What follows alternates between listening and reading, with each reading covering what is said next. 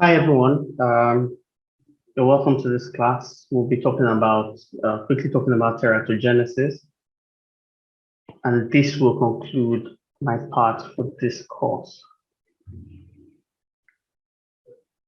We will talk along these outlines. We'll talk about principles, we'll talk about birth defects, teratogenic agents in humans, teratogenesis and pregnancy, and how drugs, physical conditions, psychological conditions affect the development of the fetus. We look at workplace occupation and adverse reproductive effects. We also look at neurodevelopmental toxicity. We look at the role of epigenetics and how some of these harmful changes are passed from generation to generation. Also look at the prospects for gene editing in the future. Now, first, let's talk about the principles of teratology. That's principles for studying harmful effects to developing structures and organs in developing babies. Okay, there have been established causal rules that, or it's been established that nutrition, vitamin deficiencies, drugs that the mother is exposed to during pregnancy, physical conditions like stress and starvation, that's undernutrition, affect the development of the newborn. And some of these effects can be transferred from one generation to the other. Now, this field was established on 6 main principles, and including that was codified by J.J. Wilson in 1977. Number one is susceptibility to teratogenesis depends on the genotype of the conceptus and the manner in which this interacts with environmental factors. Number two, susceptibility to teratogens varies with the developmental stage at the time of exposure. The third one, teratogenic agents act in specific ways on developing cells and tissues to initiate abnormal developmental processes. The fourth, the ultimate manifestation of abnormal development are death, malformation, growth retardation, and functional disorder. The access of adverse environmental influences to developing tissues depends on the nature of the influence. And then lastly, manifestations of deviant development increase in frequency and in degree as dosage increases from no effect to 100%, where it is lethal to the developing fetus. Now, in terms of birth defects, more than 3 in every 100 live births have major structural or genetically based birth defects. And unfortunately, we do not have we have a birth registry in Nigeria, but then the birth registry still does not, make reports of incidents of birth defects to provide us a local incidence data. Major contributor to infant mortality and huge cost burden on healthcare. Some of the defects that are seen at birth lead to lifelong illnesses, chronic illnesses, and some may lead to severe debilitation. Some may also require that the infant is placed on some sort of life support for extended periods of time, so that becomes a major cost burden on healthcare.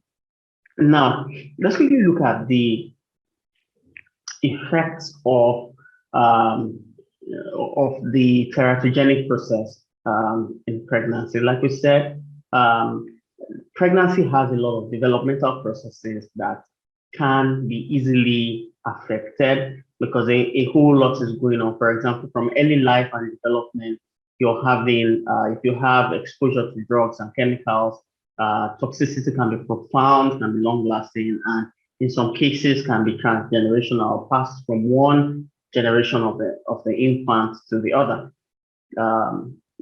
just by way of making sense of some of the teratogens available in our environment, you can look at radiation from atomic weapons to radioiodine used in treatment to therapeutic radiation used, for example, in treating cancers and other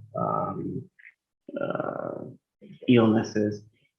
You can also look at infections, for example, cytomegalovirus, herpes simplex virus 1 and 2, rubella virus, syphilis, toxoplasmosis, and the varicella virus.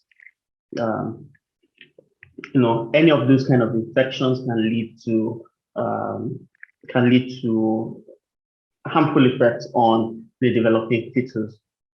In maternal and metabolic, with the relationship in maternal and metabolic imbalances in the mother, it can also, for example, alcoholism can lead to brain changes. You can also have some metabolic imbalance leading to cretinism in the newborn. You can also have diabetes, folic acid deficiency, of course, that's classic. Hyperthermia in the mother can also result to some significant toxicities in the newborn. A number of other events that can affect the mother can result into toxicity or teratogenesis in the newborn. Now, a very important one, drugs and environmental chemicals. Environmental chemicals can include exposures from cosmetics, exposures from industrial chemicals, exposures from insecticides and residual sprays, or can also result from chemicals in food. Okay, so you have androgenic hormones, the sulfan, captopril, and other ACE inhibitors will usually result into renal failure in the newborn. Okay, cigarette smoking can affect the newborn. Cocaine exposure can affect the newborn and predispose the newborn to addiction. Okay, now in terms of the physiology of pregnancy, how or why is the newborn so at so much risk, right? There are logical ways why this is so. Pregnancy is complex and has dramatic changes of the fetal placenta, and of course the developing systems, the cardiovascular, the heart is developing at this time. The neuroendocrine system is developing, the renal system, the respiratory system, metabolic systems, all of these are developing. And chemical changes can result into extensive toxicity in the milieu, in what is happening with the fetus, right? So changes happen in all of these trimesters within pregnancy. Drugs and other chemicals, including physical and psychological stressors, can cause adverse effects through dysregulation and cytotoxic mechanisms. For example, in trimester 1, structural development of major organ systems in the embryo is happening. We have cell movement, cells are migrating and differentiating from one part of the embryo to another. For example, those cells may be maturing into kidney cells, forming different important structures like the glomerulus, the parenchyma of the cell, the renal tubules, the collection system. All of that also can be developing from the pronephric kidney to the mesonephric, and then finally mature to metanephric. All of these stages can be affected by exposure to drugs, chemicals, smoke inhalation, that cigarette smoke inhalation, and different factors. These factors that are happening, along the development of the fetus can exaggerate the effect of drugs and other conditions, leading to adverse effects. Developing cardiovascular system, metabolism, and these are some of the things that are happening that can exaggerate that. The developing cardiovascular system in the newborn, it's very sensitive to physical, chemical changes at that point. The metabolism that's happening in the prospective mother, metabolism in the fetus, metabolism in the placenta, maternal renal function, even the fetal renal function, and then maternal respiratory rate can also exaggerate some of these effects. Let's quickly take a short look um, at the physiology of pregnancy a little more in depth. Let's first take a look at the developing cardiovascular system. During the first 4 to 6 weeks of gestation, there are dramatic changes happening in maternal hemodynamics, including increased cardiac output, expansion of the plasma volume, and reduction of vascular resistance and arterial pressure. By late pregnancy, you have the volume of circulating blood has increased by 40 to 45% in the mother. Vascular resistance also remains low due to reduced sensitivity to angiotensin and increased nitric oxide levels. The end result is that there's a relatively lower rate of serum.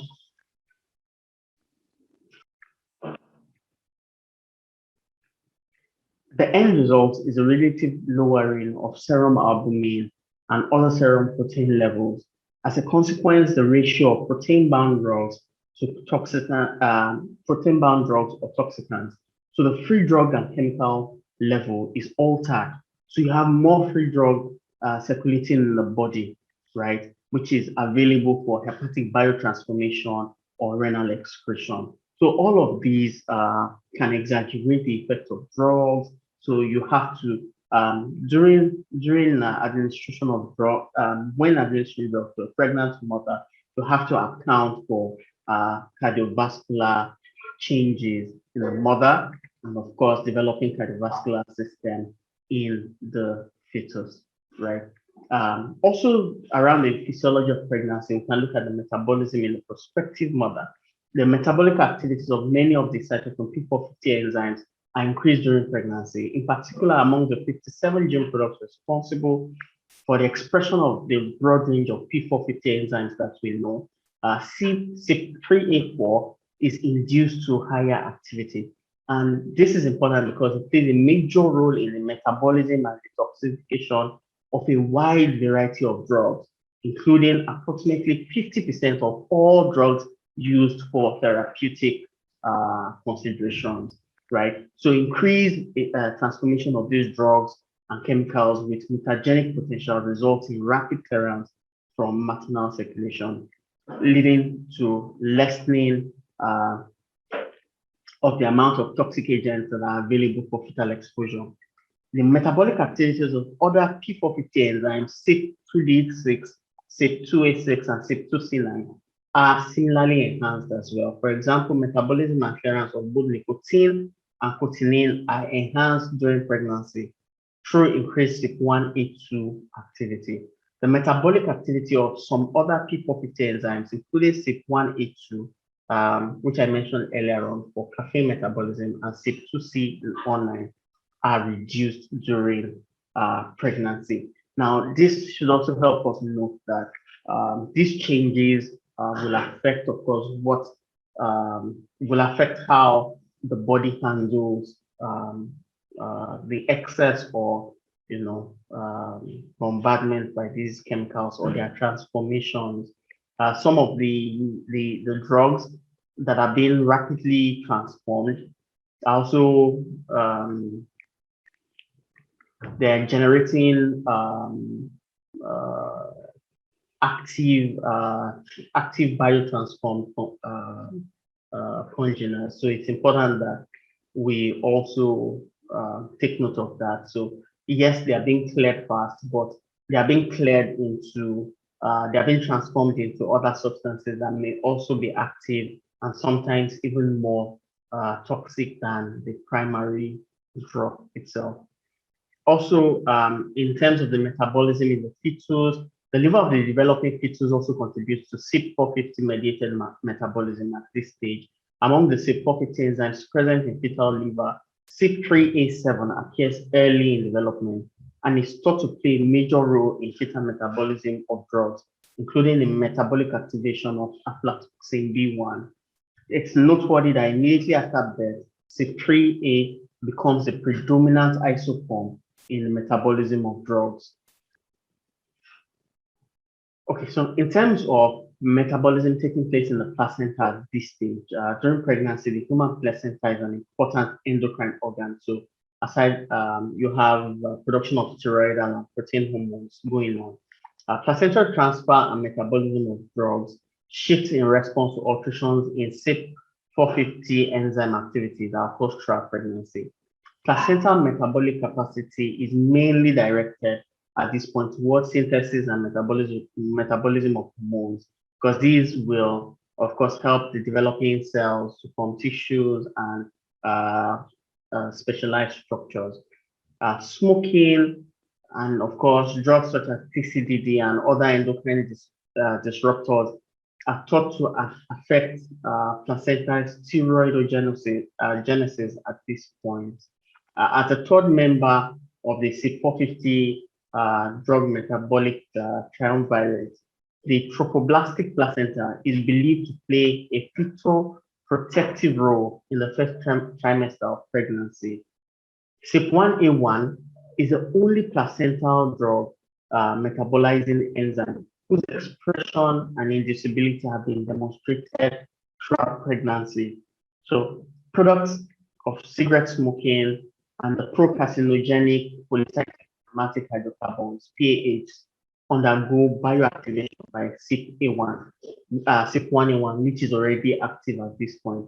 Elevated activity of that enzyme has been associated with adverse birth outcomes such as premature birth, intrauterine growth retardation, and structural abnormalities in the newborn. Now, in summary, maternal respiration, before we go into summary, maternal respiration and maternal renal function also significantly change, and they can exaggerate the effect of drugs as well, and chemicals and physical changes. Now, to sum all of this up, extraordinary changes of pregnancy are designed to assure development and the survival of the fetus through physiologic adaptation of the major organ systems and metabolism of the prospective mother. At the same time, these post-conception physiologic changes can constitute individual and collective risk factors for teratologic and other adverse reproductive effects caused by chemicals, especially drugs and other stressors. In our current day, pregnant women are present in the workplace, continue participating actively within the work space. According to one source, about 80% of working women will become pregnant at one point or the other during their career, and approximately 48% of these who were or became pregnant while working remain working until they put to bed. In fact, these rights are enshrined within our constitution. You cannot discriminate against a woman because she's pregnant. So there are specific wordings that say that you cannot discriminate against them for pay or for types of responsibilities when they become pregnant. So currently there are no currently there are no convincing evidence that links occupational risk and birth defects. Okay, but then in as much as the evidence still doesn't point to increased risk for working women, it's also important to note that there are some groups that are kind of thought of to be logically more at risk. For example, nursing, that's nurses and healthcare workers who are pregnant, maternal and paternal exposure to organic solvents. So, for example, those who work directly with in chemical industries or in manufacturing, right? Those who work directly with radioactive materials or work in as healthcare workers in radiology, right? Those are very, very important. They have significant risk to their health. Now, in terms of general testing methods, two main methods are used, or two main clear methods have been used to identify medicines that are teratogenic. One, it's either during clinical observation, right? Clinicians, pharmacists, and doctors and other healthcare workers can notice a certain trend reported in their patients over time, and they document this as case studies, and then of course reviews are done regularly to show or that can point to say, oh, see, this is a significant risk in the use of this medicine. So that can constitute an epidemiological study. And then there are animal studies, okay, which have been currently at the Ministry of Non-Clinical Investigation. But then, because of animal rights and and other activist work, right, we're beginning to recognize more and more that these are not the optimal ways to identify or to study teratogenesis of drugs. So new methods are being developed. For example, non-tissue methods predictive methods that can use that you can use models, to predict the effect of certain chemicals. Now let's quickly look at neurodevelopmental toxicity. The developing nervous system in the newborn is very sensitive to chemicals, and of course, there's been a long history of both in study and, of course, in observation of how changes during development have resulted into neurodevelopmental toxicity. The history and purview of neurobehavioral teratology is intertwined with neurodevelopmental toxicology.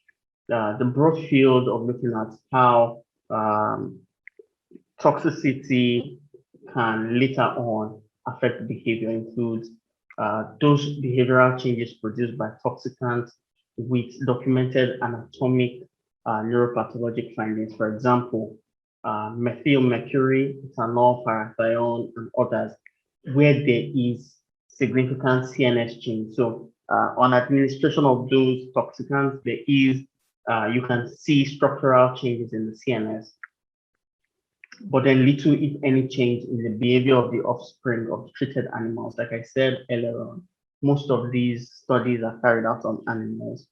In other instances, behavioral changes may be delayed well into the postnatal period and beyond through adulthood, without marked.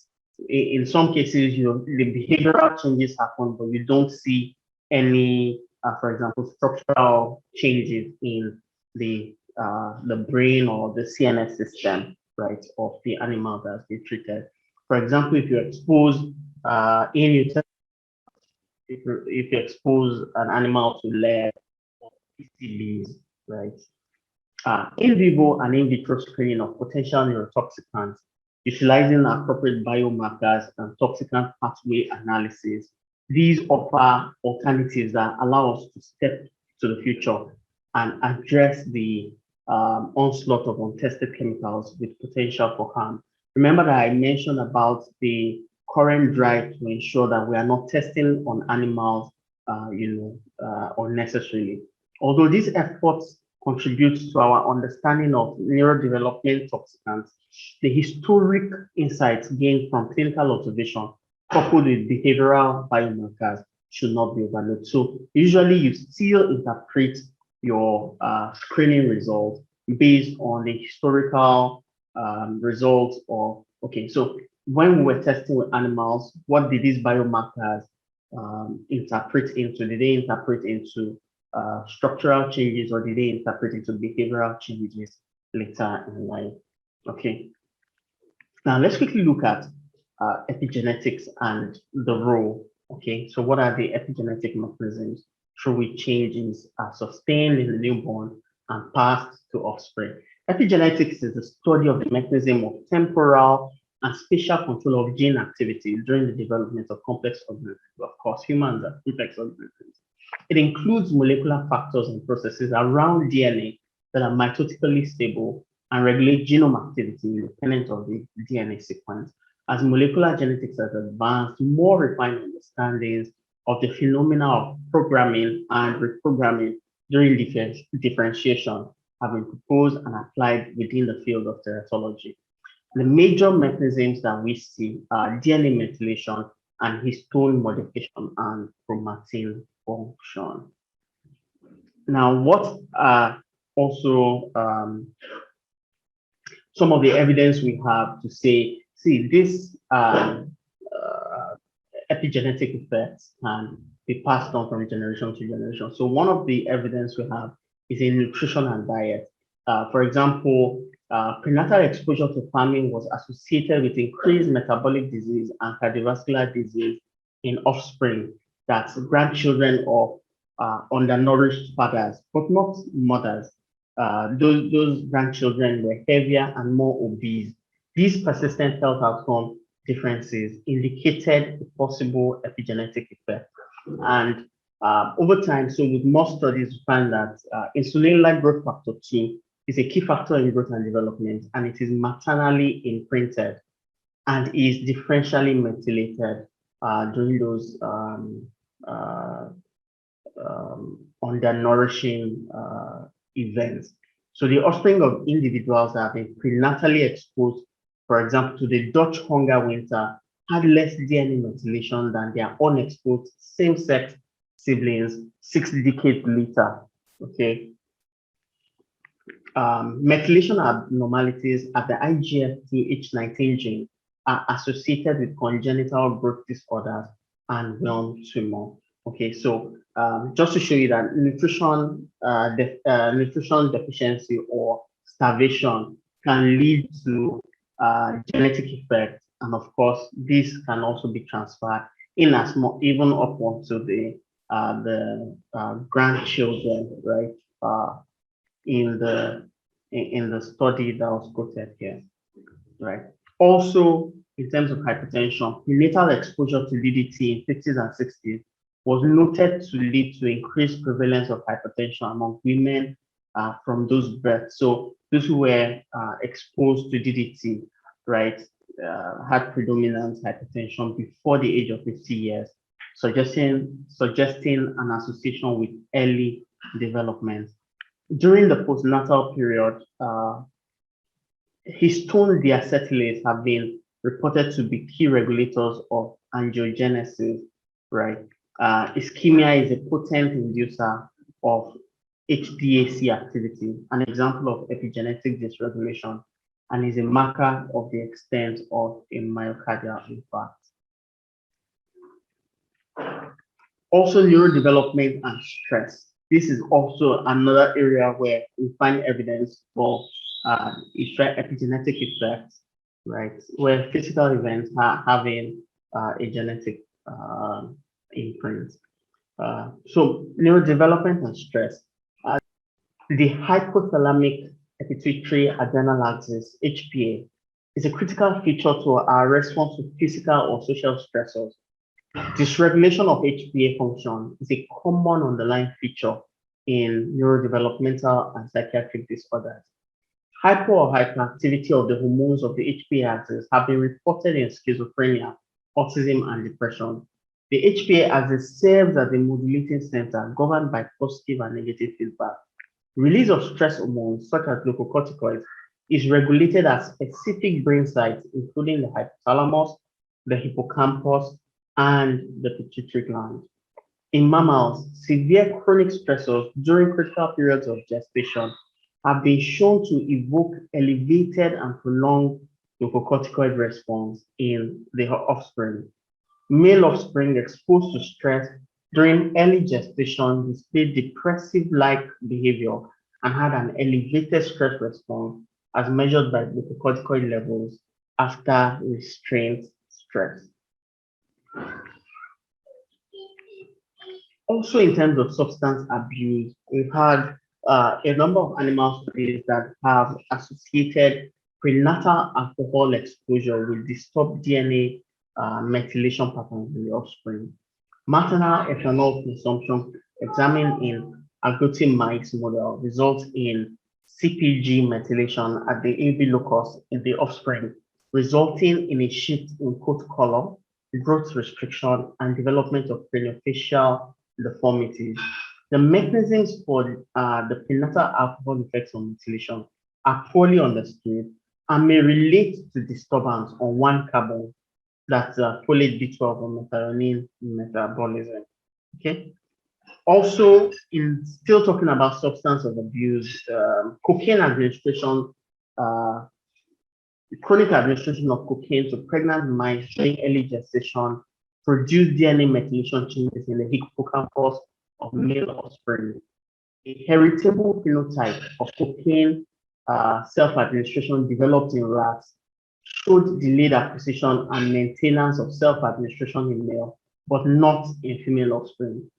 Brain-derived neurotrophic factor, BDNF, was increased in male progeny, increased acetylation of histone A3. Administration of a BDNF antagonist reversed that cocaine resistance in male progeny. Once again, the epigenetic paradigm may be useful in the development of pharmacotherapy, in this case, for cocaine abuse. Also, another example is in cancer, which was historically thought to just be a genetic disease. We now know that epigenetic abnormalities alongside of genetic alterations are partners in the process of carcinogenesis. Now, a future technology, or a future technology, because most instances are still there have been demonstrations that appropriate CRISPR targeting can now happen, but then in terms of disease treatment, they have still these are still not being practicalized. Right, the advent of gene editing through programmed nuclease activity has brought the promise of correction of genetically based developmental disease using techniques based on zinc finger nuclease, transcription activator-like effector nuclease, and Cas9 nuclease. These modified enzymes act through the induction of specific DNA sites, double-stranded breaks. The severed ends can then be engineered to add or delete genetic material of interest. Correction of monogenic inherited disease and control of disease states such as human immunodeficiency virus infection can then be achieved. Of the 3 nuclease methodologies cited, the CRISPR-Cas9 nuclease assay system appears the most promising based on cost and simplicity. And the outcome can result in either silencing an entire segment of DNA or forming new active mutant form of the DNA, respectively. Current work employing this technology includes preclinical studies for hemophilia A, X-linked combined immunodeficiency syndrome, and hemoglobinopathies like beta thalassemia and sickle cell anemia. The caution for this includes that there's a likelihood of non-target effects, of course, and then you can permanently delete some gene segments, DNA segments that lead into unintended health effects, and that can also be passed from one generation to the other. With that, I want to say thank you for listening, and if there are any questions on this course, please feel free to send them in the comment section or send them to my email. Thank you very much.